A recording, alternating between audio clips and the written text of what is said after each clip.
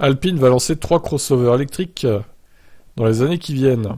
La première sera une citadine, dérivée de la nouvelle R5, elle arrivera en 2024. En 2025, il y aura un crossover compact, qui sera assemblé à Dieppe, puis fin 2025-2026, Alpine lancera la remplaçante électrique de l'A110. Mais ce n'est pas tout. Lors d'une conférence dédiée aux investisseurs ce 8 novembre, Demeo vient d'officialiser 2 nouveaux projets. Et les deux sont encore des crossovers qui viendront compléter le Dream Garage d'Alpine par le haut. Il y aura ainsi en 2027 un modèle pour le segment D, puis en 2028 un modèle de segment E, soit le très haut de gamme. Ces véhicules vont aider la marque à partir à la conquête de l'international. Lucas Demeo a ainsi annoncé son intention de lancer Alpine en Amérique du Nord. La Chine est aussi dans le viseur, la moitié de la croissance doit ainsi se faire en dehors de l'Europe. Preuve de l'importance du label dans la nouvelle organisation du groupe, Alpine reste un business unit à part entière. La marque va bien sûr profiter des activités d'Ampère, la nouvelle entité de Renault dédiée à l'électrique et au software.